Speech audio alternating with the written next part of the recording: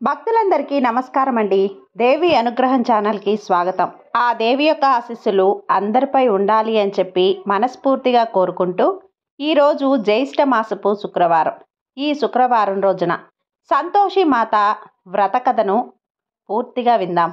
భక్తి శ్రద్ధలతో అమ్మ కథను ఎవరైతే వింటారో వారికి సుఖ సంతోషాలు అలాగే సిరి సంపదలు కూడా చేరుతాయి.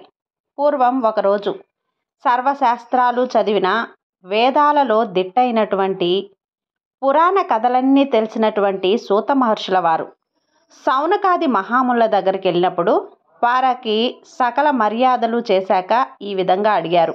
స్వామి, మీకు తెలియని విషయం అంటూ లేదు. భూలోకంలో మనుషులు ఎన్నో కష్టాలు అనుభవిస్తున్నారు. సుఖమంటే ఏమిటో మర్చిపోయారు. సుఖ సంతోషాలు లేని జీవితం వ్యర్థం కదా. వాళ్ళని చూస్తే జాలి వేస్తోంది. వాళ్ళకి సుఖ సంతోషాలు సమృద్ధిగా కలిగే వ్రతం ఏమైనా ఉంటే చెప్పండి. మునులడిగిన ప్రశ్నలకు సూత మహర్షి ఈ విధంగా చెప్పాడు. మునులారా, మీరన్నది నిజమే. సంతోషం లేని జీవితం వ్యర్థం. అదే ఏ పని చేయటానికైనా బలాన్నిస్తుంది. సంతోషం లేనిదే ఎందులోనూ రాణించలేం. అలాంటి సంతోషం ప్రసాదించే దేవత సంతోషిమాత. ఆ దేవిని పూజించి ఆ వ్రతం ఆచరిస్తే మనుషులకి సుఖ సంతోషాలు కలుగుతాయి. ఈ వ్రతం ఎలా చేయాలో అంతా వివరించిన తర్వాత సౌనకాది మునులు సంతోషిమాత పుట్టుక మరియు పూజా విధానం చెప్పారు. ఆమె మహత్యం కూడా చెప్పండి అని అన్నారు. అప్పుడు సూతుడు ఇలా చెప్పాడు. మునులారా, ఉత్తర దేశంలోని శ్రీరంగపురంలో ఒక భూస్వామి ఉండేవాడు. అతనికి 7 కొడుకులు. వాళ్ళ చిన్నప్పుడు తండ్రి చనిపోతే తల్లి వారిని సాకింది. వాళ్ళు పెద్దయ్యేదాకా ఆవిడే పొలం పనులు చూసుకునేది. పనివాళ్ల సహాయంతో వాళ్ళు పెరిగి పెద్దయ్యాక తల్లికి విశ్రాంతి ఇచ్చి వాళ్ళు ఆ పని చేసేవారు. 7 తల్లి అంటే ఎంతో ప్రేమ, భక్తి. తల్లికి కూడా ఆఖరి కొడుకు తప్ప అందరంటే వల్లమాలిన ప్రేమ. ఎక్కడున్నా కూడా తల్లికి ఆఖరి పిల్లవాడి మీద ఒక పీసరు ఎక్కువే ఉంటుంది ప్రేమ. కానీ ఎందుకో తెలియదు, ఈ తల్లికి అతనంటే అభిమానం లేదు. పాపం శ్రీకరుడికి అదేమీ తెలియదు. అన్నలందరూ కూడా పొలం పని చేస్తే అతను మాత్రం పాటలు పాడుతూ ఊళ్ళో గాలికి తిరుగుతూ ఎవరికి ఏం సహాయం కావాలంటే అది చేసేవాడు. అతనికి దైవభక్తి ఎక్కువ. అందుకే దైవ భజనలను చేసేవాడు. సోమరిపోతుగా తిరుగుతున్నాడన్న భావంతో తల్లి మిగతా అందరికీ భోజనం పెట్టాక మిగిలిన అన్నం వాళ్ళ ఎంగిళ్ళు కలిపి శ్రీకరుడికి పెట్టేది. తల్లి మీద గుడ్డి ప్రేమ ఉన్న శ్రీకరుడికి ఇది తెలియనే తెలియదు. ఆవిడ పెళ్లి విషయంలో కూడా పక్షపాతమే చూసింది. మిగతా వారికి పెళ్లిళ్ళు చేసింది, కానీ ఇతనికి చెయ్యలేదు. వాళ్ళకి పిల్లలు కూడా పుట్టారు. ఇలా ఉండగా ఒకరోజు శ్రీకరుడు ఉజ్జయిని నగరానికి చేరాడు.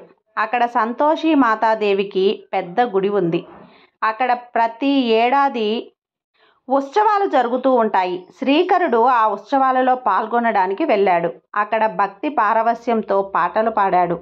వచ్చిన వాళ్ళందరూ కూడా విని అతన్ని మెచ్చుకొని వెళ్ళారు. అందులో సత్యవతి అనే ఒక అందగత్తె చాలాసేపు కూర్చొని ఉంది. ఆమె బయటికి వచ్చేసరికి చీకటి పడింది. 2 రౌడీలు ఆమె వెంట పడ్డారు. ఆమె రక్షించండి అని అరిచిన అరుపులు అవి శ్రీకరుడికి వినిపించాయి. ఆమెను కాపాడి ఇంటి దగ్గర జాగ్రత్తగా దింపాడు. సత్యవతికి తొలిచూపులోనే శ్రీకరుడంటే ప్రేమ ఏర్పడింది. అతను మళ్ళీ కనిపిస్తాడో లేదో అని బెంగపడుతూ ఉండగా ఒకరోజు శ్రీకరుడు వాళ్ళ ఇంటి ముందు నుంచే వెళ్తున్నాడు. ఆమె వాళ్ళ అమ్మా నాన్నని పిలిచి ఇతడే తనని రక్షించాడని, ఇతడినే పెళ్లి చేసుకుంటానని చెప్పింది. వాళ్ళు కూడా అంగీకరించి వాళ్ళిద్దరికీ పెళ్లి చేశారు. ఒకరోజు కొత్త దంపతులు శ్రీరంగపురం తిరిగి వస్తారు. శ్రీకరుని భార్య అందంగా ఉండి సుగుణాల రాశి అయినా కూడా తల్లి ప్రవర్తనలో ఏమాత్రం మార్పు రాలేదు. కొడుకుని చిన్నచూపు చూసేది. ఆమె అతని భార్య ఎందుకు నెత్తిన పెట్టుకుంటుంది? అందుకని సత్యవతికి పశువుల పాకలో పనిచ్చింది. సత్యవతికి రోజంతా పశువులు చూడటం, ఆ శాలని శుభ్రం చేయటం, పిడకలు చేయటం వగైరా పనులతోనే సరిపోయేది. శ్రమకి తగ్గ భోజనం దక్కేది కాదు. తోడికోడళ్ళకి కూడా ఆమెను చూస్తే అసూయగానే ఉండేది, కానీ జాలి కలిగేది కాదు. శ్రీకరుని పరిస్థితుల్లోనూ ఏ మార్పు లేదు.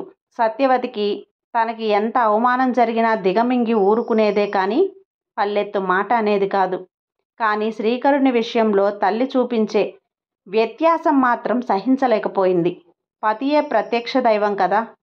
తనకు జరిగిన అన్యాయం వేలెత్తి చూపలేదు, కానీ భర్తకి జరుగుతున్న అతని దృష్టిలోకి తెచ్చింది. తల్లి మీద అతని గౌరవం గల శ్రీకరుడు వెంటనే నమ్మలేదు. అదే నిజమైతే మీకందరితో ఎందుకు పెట్టడం లేదు, వాళ్ళు తిన్నాకే ఎందుకు పెట్టాలి అని ఒక సూక్ష్మమైన ప్రశ్న వేసింది. కావాలంటే మీరే పరీక్షించి చూసుకోండి అని నమ్మకంగా చెప్పింది. ఇదైన కొన్నాళ్ళకి ఒక పండగ వచ్చింది. శ్రీకరుడు భార్య మాటలను పరిశీలించడానికి ఇదే అనువైన సమయం అనుకున్నాడు. తనకు కడుపు నొప్పిగా ఉందన్న సాకు చెప్పి వంటింటికి ఎదురుగా ఉన్న పాకలో చాప వేసుకొని పడుకున్నాడు. సన్నని గుడ్డ ముసుగు వేసుకొని అందులో నుంచి తల్లి చర్యలు గమనిస్తూ ఉన్నాడు. ఇదేమీ తెలియని తల్లి యథాప్రకారం చేసిన లడ్డూలు, మిగతా పిండి వంటలు, చక్కిన అరకులు కొడుకులకి పెట్టి వాళ్ళు వదిలేసినవి ఒక పాత్రలో వేసి ఆపేక్షగా కడగొట్టు కొడుక్కి తెచ్చి పెట్టింది. తను దైవంగా నమ్మిన తల్లిని తనకు చేసే ఇంత మోసాన్ని సహించలేని శ్రీకరునికి చాలా కోపం వచ్చింది. నాకు ఆకలి లేదు. వద్దు పో అన్నాడు చిరాగ్గా. కొన్ని నిమిషాలైన తర్వాత రేపు వెళ్ళి నేను కొన్నాళ్ళు ఊళ్ళు తిరిగి వస్తానని, అప్పుడు దాకా తనకి శాంతి దొరకదని చెప్పాడు. తల్లికి చీమ కుట్టినట్లయినా లేదు. అందుకే రేపటి దాకా ఎందుకు, ఇప్పుడే పోతే పో అంది. శ్రీకరుడికి ఇంకా ఒక్క క్షణం కూడా అక్కడ ఉండబుద్ధి కాలేదు. వెంటనే పశువుల శాలలో నుండి పనిచేస్తున్న తన భార్య దగ్గరకు వెళ్ళి ఆమె అన్నది నిజమేనని ఒప్పుకున్నాను. తన మనసు విరిగిపోయిందని, తను దేశాంతరం వెళ్ళి డబ్బు సంపాదించుకొని మళ్ళీ వస్తే మనిద్దరం సుఖంగా ఉండవచ్చని, అంతవరకు అత్తగారు పెట్టిన కష్టాలు ఓర్చుకోమని చెప్పాడు. ఆమెకు తాను మరవని తన గుర్తుగా అతని ఉంగరం ఇచ్చాడు. ఆమె కూడా ఏమైనా ఇమ్మంటే, పేడ పిసికే నా దగ్గర ఏముంది, ఇదిగో ఆవు పేడతో నిండిన నా హస్తముల ముద్ర, నా ముద్రిక అంటూ తన 2 చేతుల్ని అతని చెంప వెనక అద్దింది. అదే 10,000 అనుకొని శ్రీకరుడు సంతోషంగా వెళ్ళిపోయాడు. శ్రీకరుడు వారం రోజులు ప్రయాణించి మాధవపురం ఊరు చేరాడు. అక్కడ శ్రీమంతుడైన వ్యాపారి దగ్గరికెళ్ళి ఉద్యోగం అడిగితే ఉత్తమునైన ఆ వ్యాపారి వెంటనే ఒక చిన్న పని ఇచ్చాడు. శ్రీకరుడు అదే మహాభాగ్యం అనుకొని ఎంతో శ్రద్ధగా చేసేవాడు. తక్కిన పని వాళ్ళంతా యజమాని మంచితనాన్ని మెతకతనంగా భావించి పని ఎగ్గొట్టేవారు. కానీ శ్రీకరుడు మనసు పెట్టి చేసేవాడు. జమ ఖర్చులు, లావాదేవీలు చేసేవాడు. అతని శ్రద్ధ వల్ల ఆ వ్యాపారి వ్యాపారం కూడా మెరుగుపడింది. దాంతో ఆ వైశ్యుడు సంతోషించి అతనిని తన విశ్వాస పాత్రునిగా గ్రహించి ఇతనిపై అధికారికంగా నియమించి ఎక్కువ జీతం ఇచ్చేవాడు. అతను అప్పటికే వ్యాపారంలో మెలకువలు తెలుసుకోవటంతో తన బుద్ధి కుశలతతో తన యజమాని వ్యాపారాన్ని ఎంతో అభివృద్ధి చేశాడు. యజమాని ప్రత్యేక బహుమానాలు కూడా ఇచ్చేవాడు. తన జీవితం సాఫీగా సాగిపోవటం వల్ల ఆపద మొక్కులు, సంపద మరుపులు అన్నట్లుగా తన భార్యకిచ్చిన మాటని, అసలు తన ఊరినే మర్చిపోయాడు. అక్కడ అతను అలా ఉంటే ఇక్కడ సత్యవతి బ్రతుకు ఇంకా అధ్వానంగా అయింది. కొడుకు ఉంటేనే లెక్క చేయని అత్తగారి ఆగడాలు కొడుకు లేకపోతే తగ్గుతాయా? ఇంకా శృతిమించాయి. ఇదేమిటని అడిగేవారే లేరు. ఆమె రోజు అడవికి వెళ్ళి కట్టెలు కొట్టుకొనొచ్చి ఇంటికి తీసుకురావాలి. ఇంతకు ఆమెకి పెట్టేది తడువుతో చేసిన 2 రొట్టెలు, కొబ్బరి చిప్పలో కొంత నీరు మాత్రమే. అత్తగారు, తోడికోడళ్ళు ఎంత తిట్టినా తను నమ్ముకున్న దైవం, తను పతిదేవుడు తిరిగి వస్తాడని, తనని కాపాడతాడని గంపెడంత ఓపిగ్గా సహనంగా ఎదురు చూస్తుంది. పాపం ఆ సాధ్వీమణి. ఆమె చిక్కి శల్యమైనప్పటికి నాదుడే లేడు. నాదుడే మర్చిపోతే వీళ్ళకేమని అక్కరా? ఇదిలా ఉండగా ఓ శుక్రవారం ఆమె అడవి నుంచి తిరిగి వస్తూ ఉండగా ఊరి పొలమేరల్లో ఆ శుక్రవారం రోజున ఒక ఇంట్లో కొందరు ఆడవాళ్లు చేరి ఏదో పూజ చేయటం కనిపించింది. ఆమె కూడా అలసి ఉండటంతో అక్కడ కాసేపు ఆగింది. అక్కడ ఒక దేవతకి పూజ చేయటం, ఆమె కథ వినటం జరిగింది. సత్యవతి అక్కడ ఒక ఇల్లాలిని, ఈ దేవత ఎవరు, ఎలా పూజ చేయాలి, దీని వలన లాభం ఏమిటి అని అడిగింది.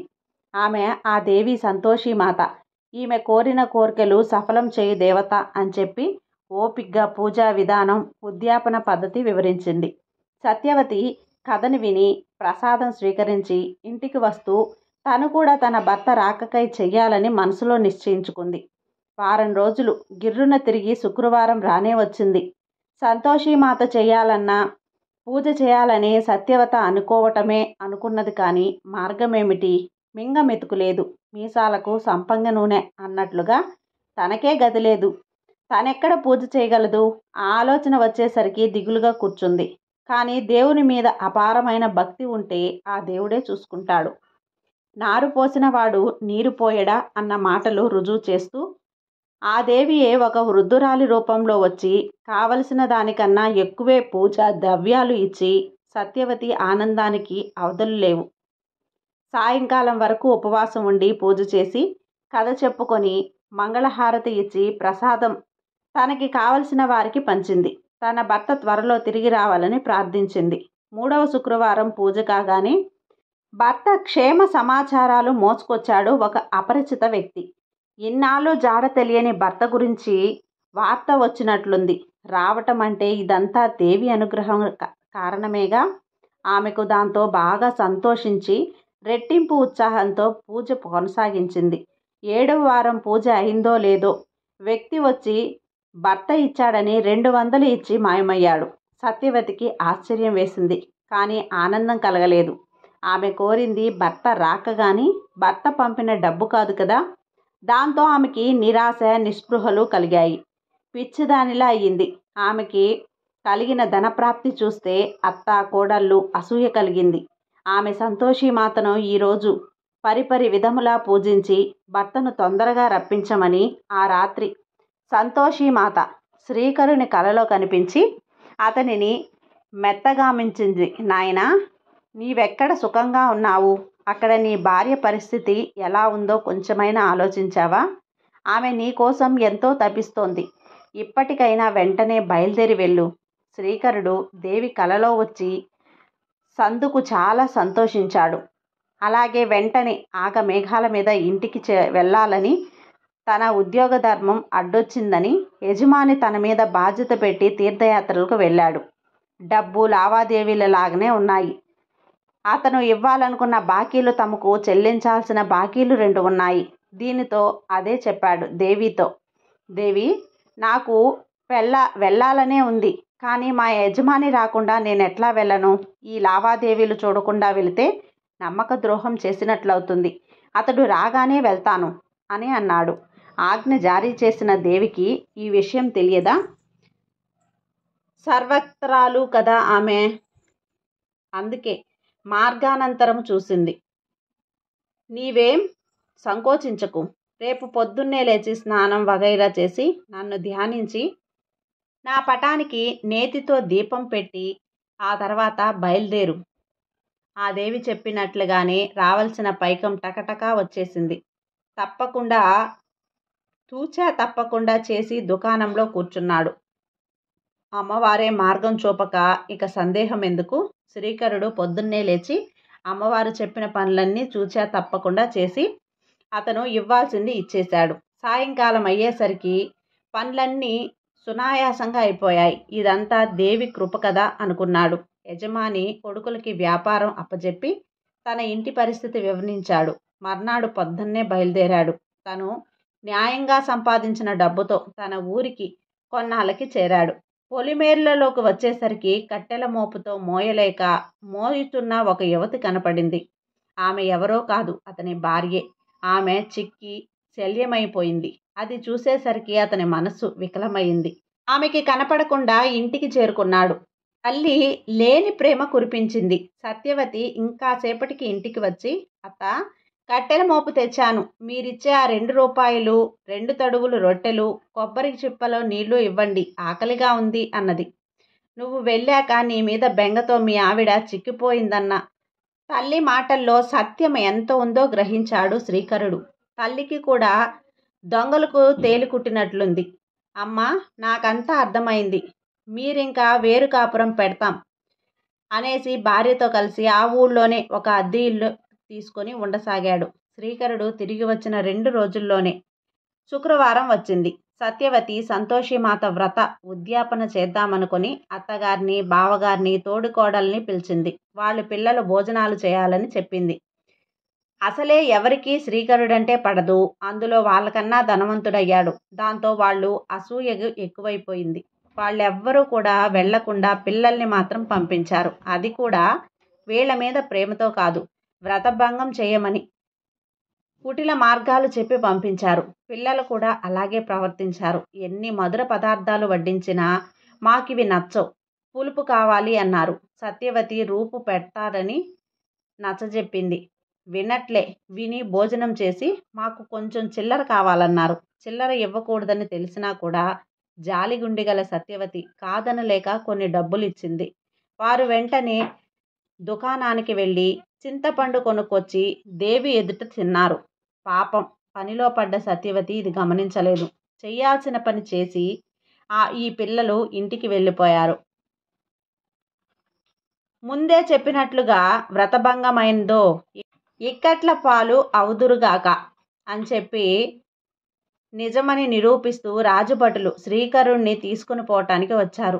చిల్లిగవ్వ సంపాదన లేని అతను ఒక్కసారిగా ఇంత శ్రీమంతుడు ఎలా అయ్యాడో సంజాయిషి ఇవ్వాలని, ఇది దొంగ డబ్బేనని రాజుగారికి అనుమానం వచ్చిందని చెప్పారు. శ్రీకరుణ్ణి తీసుకొని రాగానే సత్యవతి విలవిలా ఏడుస్తూ దేవి పాదాలకు సాష్టాంగ నమస్కారం చేసి, తల్లి, నీ భక్తురాలైన నన్ను ఇలా ఇబ్బంది పాలు చేయటం నీకు న్యాయమేనా? నేనేం తప్పు చేశాను?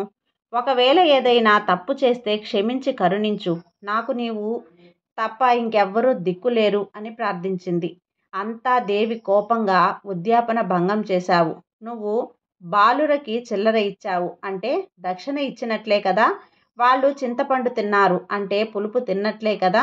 ఇది చేస్తే వ్రతభంగం కాదా అన్నది. సత్యవతి చేతులు జోడించి మనస్ఫూర్తిగా క్షమాపణ చెప్పుకుంది. తల్లి, నా అపరాధము క్షమించు. పిల్లలు చిల్లర అడిగితే దయతో ఇచ్చాను, కానీ దక్షిణగా ఇయ్యలేదు. వారు చెడ్డ తలుపుతో ఆ డబ్బులిచ్చి చింతపండు కొని తిన్న సంగతి సత్యంగా నాకు తెలియదు. నా తప్పు లేదమ్మా, క్షమించు. వారు మళ్ళీ ఏ లోపమూ చేయకుండా ఉద్యాపన చేస్తాను అని దేవిని ప్రార్థించి ప్రసన్నురాలని చేసుకుంది. మళ్ళీ 8 మంది అబ్బాయిల్ని పిలిచి పిండి వంటలతో భోజనాలు పెట్టి వస్త్రాలను, ఫలములను ఇచ్చి తృప్తిపరిచింది. ఉద్యాపన నిర్విఘ్నంగా జరిగింది. సంతోషీదేవి కూడా ఆమె శ్రద్ధా భక్తులకు మెచ్చి, మిక్కిలి సత్యవతి, నువ్వు విచారించకు. నీ భర్త రాజుగారి వలన సన్మానం పొంది రాగలడు అని చెప్పి ఆమె విచారమును పోగొట్టింది. రాజు శ్రీకరుని అంత డబ్బు ఎలా వచ్చిందో వివరించమంటే శ్రీకరుడు అక్షరం పొల్లుపోకుండా తన యజమాని విశేషాలన్నీ వివరించాడు. సంతోషీదేవి రాజునకు శ్రీకరునిపై సదాభిప్రాయం కలిగించింది. దేవి కృప వలన రాజు అతనిని సత్యవాది అని విశ్వసించి దేవి సత్యవతికి ముందే చెప్పిన విధంగానే ఘనంగా సత్కరించి పంపించాడు. ఈ విషయం ఊరు వాడ అంతా తెలిసిపోయింది. శ్రీకరుణ్ణి మెచ్చుకున్నారు. కానీ తల్లి, సోదరులు 10 నెలల ప్రవర్తనలో మాత్రం ఏ మార్పు రాలేదు. వాళ్ళు అసూయాగ్నికంగా ఎక్కువైపోయింది. అవసరం తీరింది కదా, ఇక పూజలెందుకు అన్న స్వార్థ చింతన లేకుండా సత్యవతి, శ్రీకరులు సంతోషీమాతను పూజిస్తూనే ఉన్నారు. దేవి వీళ్ళ భక్తికి మెచ్చి నగరము చివరనున్న గుడి నుంచి వాళ్ళిద్దరికీ ఒకరోజు వస్తానని చెప్పింది. సత్యవతి ఆనందానికి పగ్గాల్లేవు. ఎంతో ఆశతో ఎదురు చూస్తుంది. అన్నట్లుగానే ఒకరోజు దేవి బయలుదేరింది. కానీ భీకర రూపం దాల్చి ఆమె మహాభారతనని భూతమని భయపడి కొందరు లోపలికి వెళ్ళి తలుపులు మూసుకున్నారు. కొందరు కిటికీల్లోంచి తొంగి చూస్తున్నారు. సత్యవతి మాత్రం ధైర్యంగా వీధి వాకిలి తెరిచి గుమ్మంలో నిలబడింది.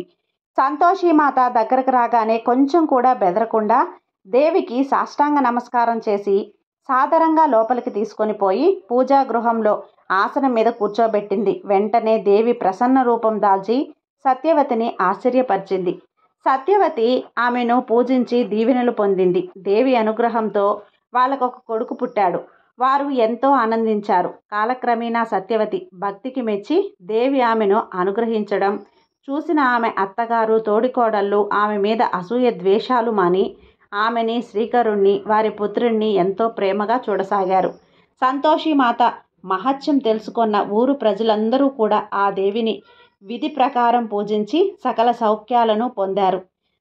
శాంతమూర్తియగు సంతోషిమాతాదేవి కోరిన కోర్కెల నొసగే కల్పతల్లి కావున మునులారా, మనుషులందరికీ కూడా సుఖ సంతోషాలనిచ్చే దేవి సంతోషిమాత. వినటానికి పూజ విధానం, ఉద్యాపన కష్టంగా అనిపించినా నిజంగా మనసు పెట్టి చేస్తే ఏది కష్టం కాదు.